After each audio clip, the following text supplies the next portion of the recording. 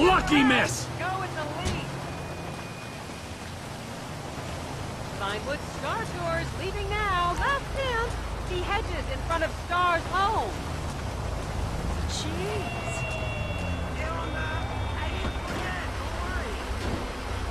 As I am contractually obliged to say, buckle up, everyone. It's showtime.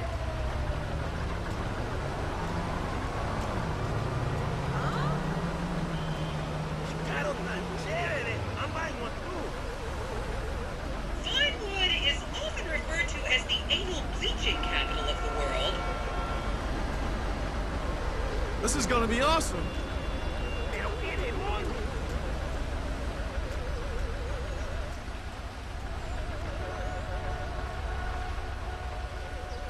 I haven't done this for ages. On your right, you'll see the world-famous Gentry Manor Hotel, a legendary party hangout for actors and rock stars and people trying to have sex with actors and rock stars. Built in 1921, it's been the scene of some classic Vinewood scandals over the years. One of my personal favorites was Al DiNapoli's overdose in 2002 after a chimpanzee blasted an 8-ball up his rear door with a water pistol. Fantastic! They say that on any given day there are at least 2 dead party girls in the trash cans round back. Isn't that great? Okay, smartphones at the ready, celeb spotters. We are now approaching the legendary nightclub, the Dungeon Crawler.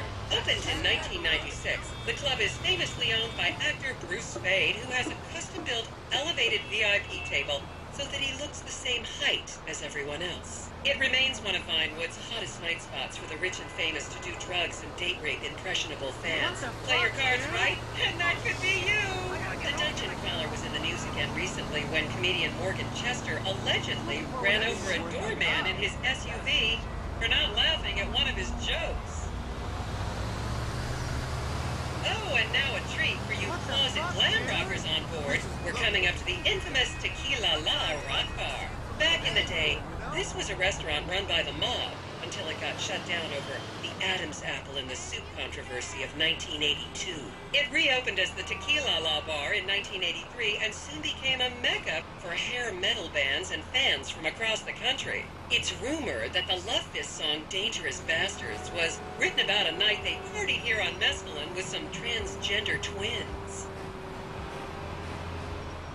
Now, this house up ahead is one of the many private residence of action movie director Mark Fostenberg. Fostenberg still maintains he was out of town when a 15-year-old Mexican girl was found dead in his pizza oven in 2007. The case was settled out of court and all charges were dropped. The girl's family now live on the next street.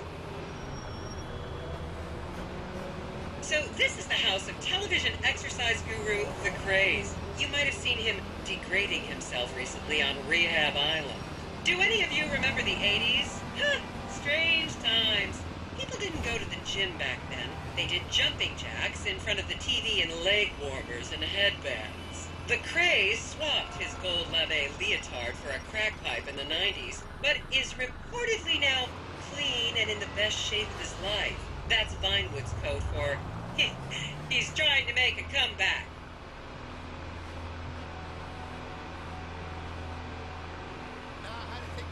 To the shop.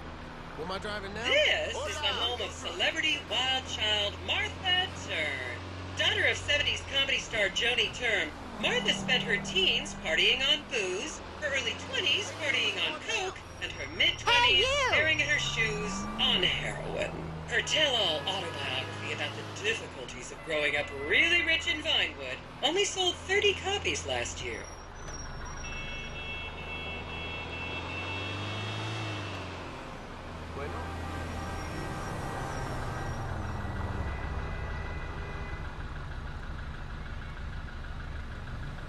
I need a nap.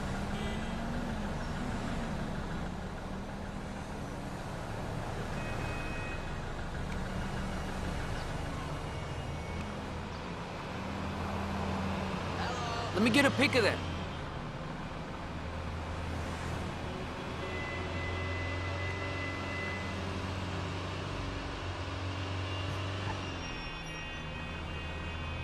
Just up ahead is another place to see and be seen in Rockford Hills, the Richmond Hotel.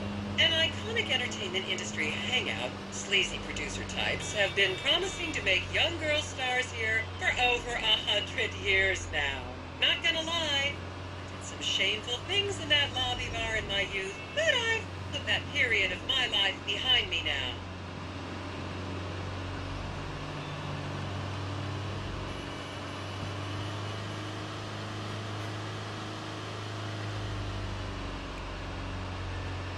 This city is so crazy.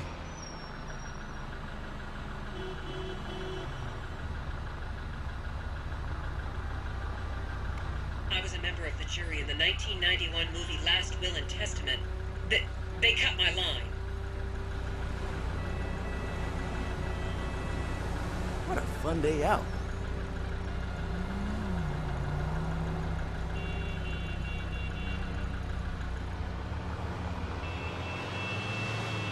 Oh, child, this is just so exciting. Here you can see the landmark Weasel Theater, which was opened here in Morningwood in 1930. Some of the biggest movies in history have premiered at this theater, including Blue Blood, Shoulder of Orion, and The Many Wives of Alfredo Smith. You might remember the controversial premiere of the gladiator comedy Lions and Donkeys in 1984, when star Chip Hampton walked up the red carpet with two slaves in chains. Yo, what's up, man?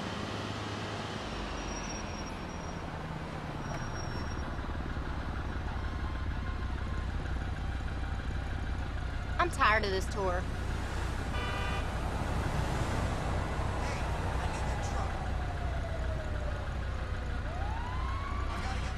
Is everyone having fun?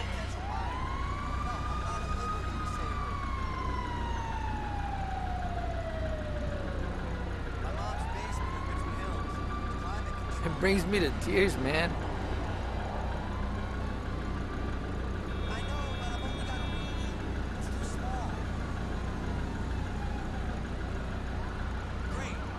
Wow, just like on the postcard.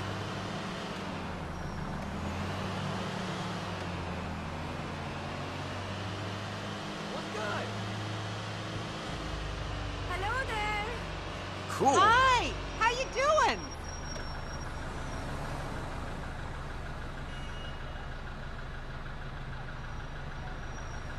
Count yourselves lucky, my prescription just got renewed this morning.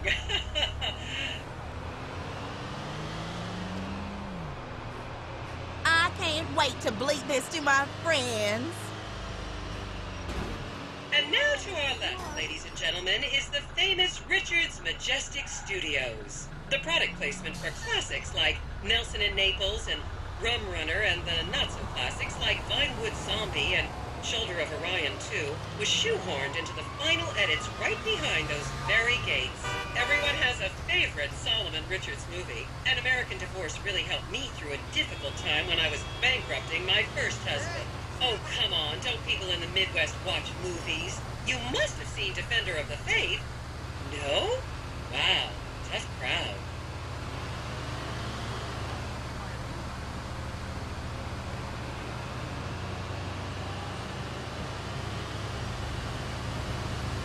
Everyone here is so thin.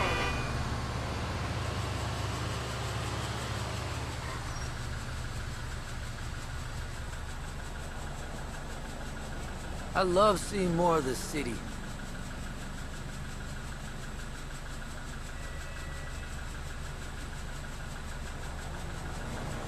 Just up ahead on the right is where Delancey Medua's septon fell out after a ketamine party. Hey, hello. There's too many people in this place.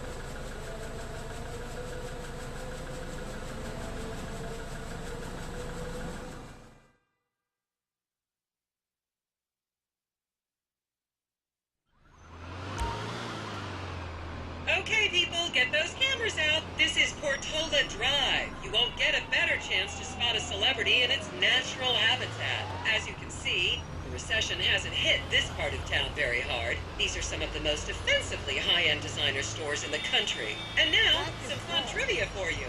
There have been a number of movies shot on Portola Drive, mostly awful ones about rich idiots, including the blockbuster 2005 romantic comedy, Shoe Whore, that's credited with sending women's rights back 50 years. The store we're passing now is where British star Charlotte Crown was caught on film in the changing room, eating and purging the same burrito over and over again, just like a dog.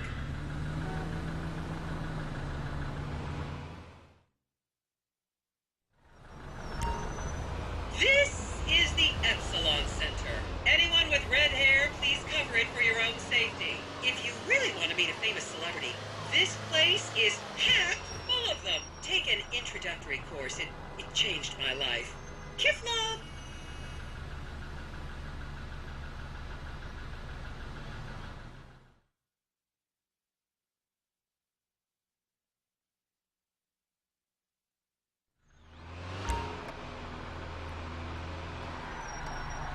And here is City Hall.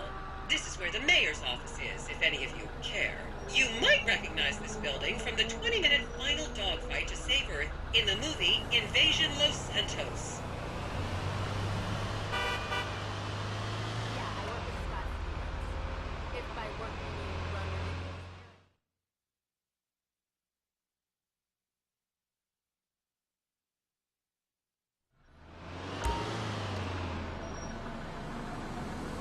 And here we have the beautiful Oriental Theater. Riots broke out on the theater's opening night in 1928 as desperate fans tried to get upskirt shots of the legendary silent movie star Miriam Turner, much like you're doing today, except with really heavy cameras. My daughter tells me it isn't politically correct to say Oriental anymore, but considering some of the other common terms for Asians in the 1920s, the name could have been a lot worse. There's a saying that to go to Los Santos and not see the Oriental Theater is like going to China and not visiting a burger shop. You know, I've never really understood what that means, but...